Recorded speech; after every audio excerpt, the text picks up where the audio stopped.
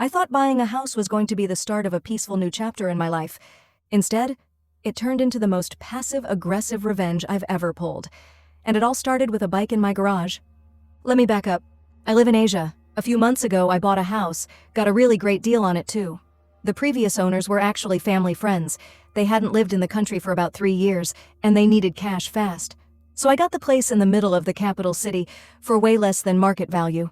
It was a fixer-upper for sure. The renovation was never finished. The main door didn't even have a proper lock, just a rusty old padlock. And worst of all, no gate, which meant anybody could just walk onto the property like it was some kind of public park. South day one. I'm moving in, unloading my stuff, when I notice something weird. There's a bike, parked, in my garage, just chillin' there, like it belonged. No note, no explanation, just someone else's bike in my space. So I did what any normal person would do. I picked it up, walked it out to the street, and left it there. Later that same day, I installed a gate. That should have been the end of it, right? Wrong. A few hours later, this older guy comes stomping up to my new gate, starts banging on it. Not knocking, banging. I didn't answer. I just stood there inside, watching him from the window. He waited.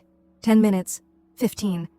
Then finally, he gives up, opens the gate, takes his bike, and walks off, muttering under his breath.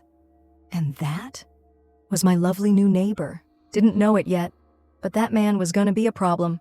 For a while after that, it was mostly fine. A few minor annoyances, cars blocking the gate because people still thought the place was abandoned. I slapped a no parking sign on it, and that stopped. But then something happened that changed everything. It was about a week ago. I was taking a shower, and the water pressure dropped. Not by much, but enough to make me stop and go, huh, that's weird. Then I noticed something else. The sound of a water pump coming from next door. Now, here's how it works in my area. Most homes have tanks on the roof, and because the public water supply doesn't have enough pressure, you need a pump to get it up there. Especially if your house has multiple stories. My neighbor's house? 3 stories. He lives on the ground floor, and he rents out the other 2 to tenants. So when I heard his pump running, at the exact same time, my water pressure dipped. Yeah, I got suspicious. I waited until his pump shut off, then turned my taps on again. Boom. Pressure was back to normal.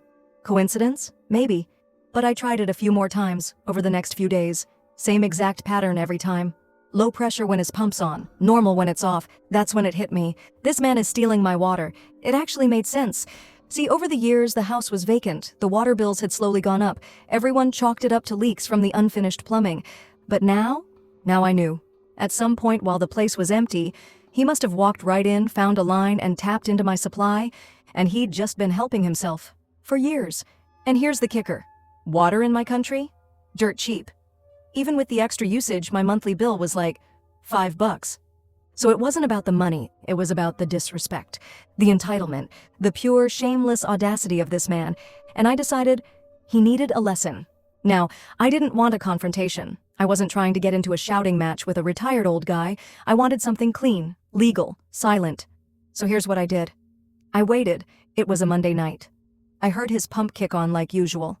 I walked outside, went to my main water valve, and turned it off. Just like that. See, here's the thing. These rooftop tanks, they have a float valve. When the water level drops, the valve opens. That sends a signal to the pump to turn on and fill the tank. But if the water never comes, the valve stays open. And the pump, it just keeps running. Forever. I figured maybe it'd overheat the pump. Maybe he'd be forced to call a plumber and figure out something was wrong. What I didn't expect was that his entire electrical system would go down. Turns out, his wiring was ancient, like early 90s level bad. No upgrades, no surge protection, nothing.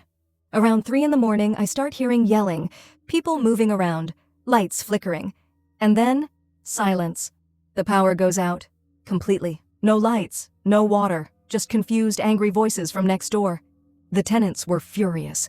I heard one of them yell, "Why are we the only house on the block with no power?" Another one said, "We haven't had water since last night."